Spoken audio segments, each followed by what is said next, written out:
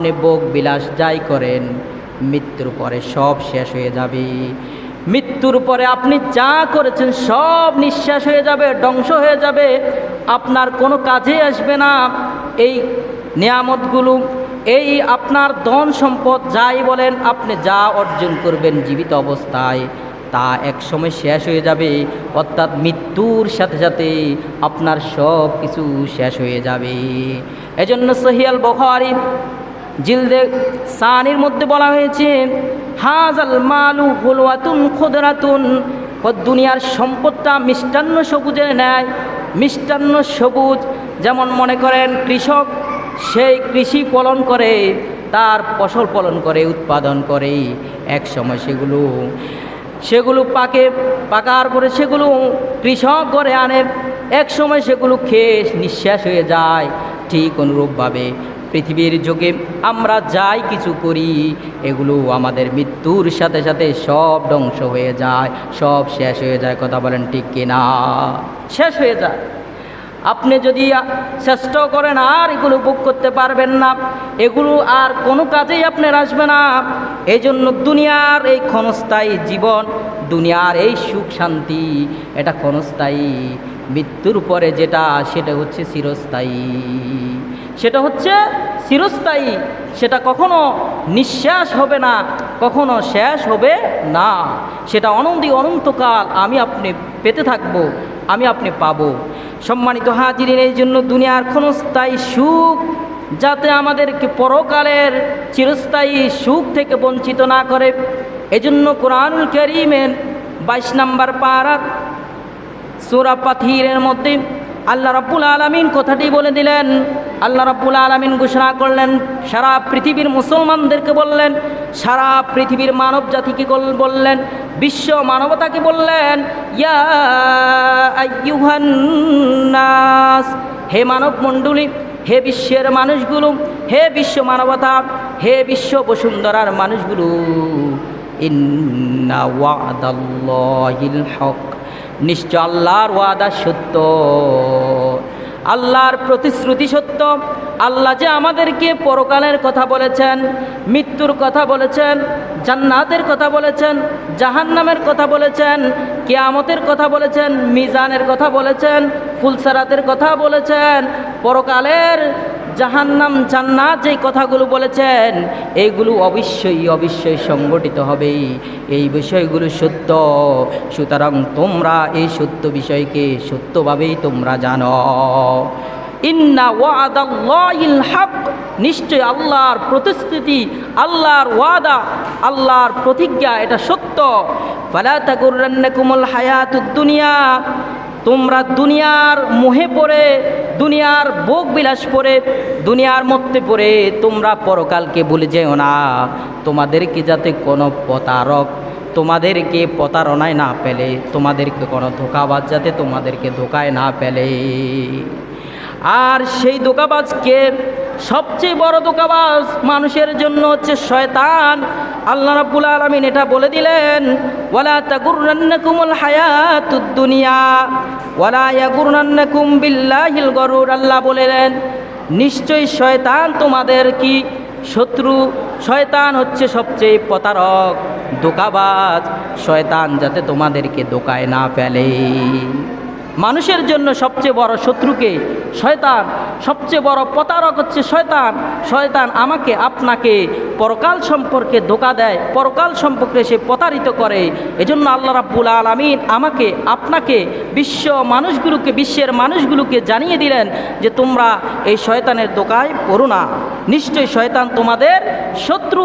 সুতরাং তোমরা শয়তানকে শত্রুরূপেই গ্রহণ করো, বন্ধুরূপে গ্রহণ করিও না। আল্লাহ রাব্বুল আলামিন তারপরেই কথাটা বললেন। আল্লাহ রাব্বুল আলামিন বললেন, ইন্নাশ শাইতানা লাকুম আদুউন ফাত্তাখিযুহু আদুওয়া, যে নিশ্চয়ই শয়তান তোমাদের শত্রু, আর তোমাদের শত্রুকে তোমরা শত্রুরূপে জানো। শত্রুকে কখনো তোমরা বন্ধুরূপে গ্রহণ করিও না। শত্রুকে আমাদেরকে শত্রুরূপে জানতে হবে, কখনো বন্ধুরূপে জানতে আমরা যদি জানি তাহলে আমাদের ক্ষতি করে বসবে।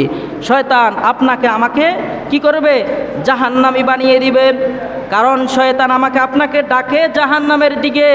আল্লাহ রাব্বুল আলামিন সেই কথাটুকু বলেছেন যে ইন্নামা ইয়াদউ হিজবাহু, যে নিশ্চয় সে তার দলের দিকে ডাকে। শয়তান শয়তানের দলে ডাকে। আমাকে আপনাকে বলে নামাজ পড়িও না, রোজা রাখিও না, হজ করিও না, যাকাত দিও না, মানুষদেরকে তোমরা দান সদকা করিও না। তুমি দান সদকা করলে কি লাভ হবে? জান্নাত নেই, জাহান্নাম নেই। এভাবে সে কি করে? আমাকে আপনাকে ধোঁকায় ফেলে। আল্লাহ রাব্বুল আলামিন বলেন নিশ্চয় শয়তান তোমাদেরকে শয়তানের দলে ডাকে। আর কেন ডাকে জানো? তোমরা যাতে জাহান্নামী হতে পারো, তোমরা যাতে দুজকের আগুনে তোমরা যাতে ফুটতে পারো, তোমরা যাতে শাস্তি ভোগ করতে পারো, এই জন্য সেই তোমাদেরকে তার দলের দিকে ডাকে। লিয়াকুনু মিন আসহাবিস সাইর, যাতে তোমরা কি করতে পারো? জাহান্নামের অধিবাসী হতে পারো, এই জন্য সেই তোমাদেরকে ডাকে। শয়তান আমাদেরকে জাহান্নামের দিকে ডাকে, তার দলের দিকে ডাকে, যাতে আমরা জাহান্নামী হতে পারি। সম্মানিত হাজিরিন, শয়তান কিভাবে আমাদেরকে ধোঁকা দেয় আল্লাহ রাব্বুল আলামিন সেই কথাটিও বলে দিয়েছেন।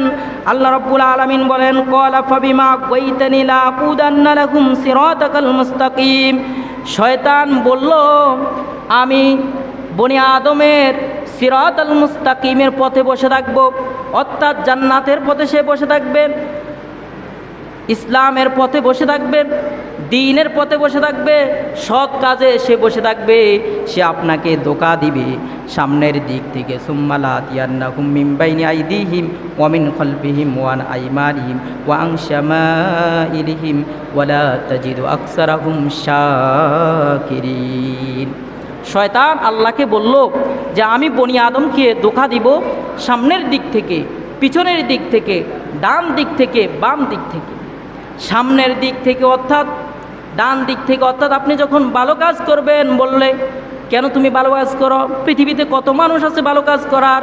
আপনি যদি গরিব দুঃখীকে সাহায্য করেন বললে তুমি সাহায্য করে কী লাভ হবে? কত মানুষই তো সাহায্য করে, তুমি না করলে কি হবে? আপনাকে ডান দিক থেকে এভাবে ধোঁকা দেয়, বাম দিক থেকে আপনাকে ধোঁকা দেয়।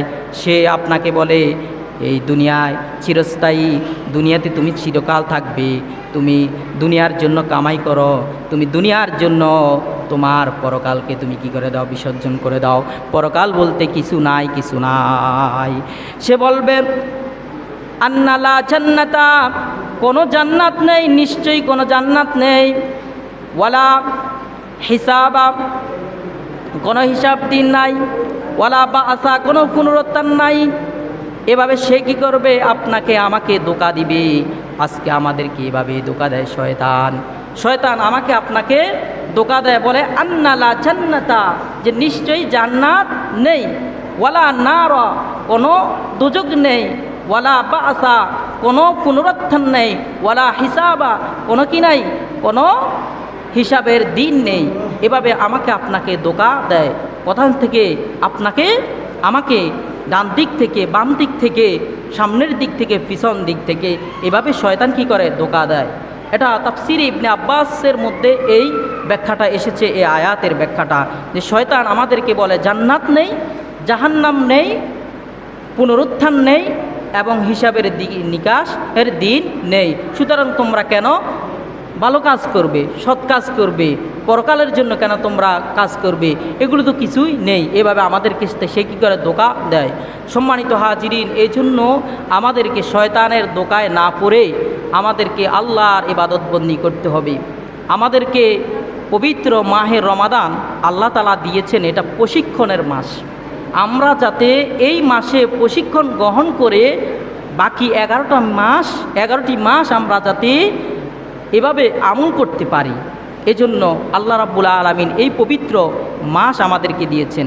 এই পবিত্র মাসের আরেকটি উদ্দেশ্য হচ্ছে যাতে আমাদেরকে আল্লাহ রাব্বুল আলামিন গুনাহ থেকে জ্বালিয়ে পুড়িয়ে ছাই করে, নিঃশ্বাস করে, পুত পবিত্র করে একজন মুত্তাকি বান্দা হিসাবে পরিগণিত করতে পারে, পরিণত করতে পারে।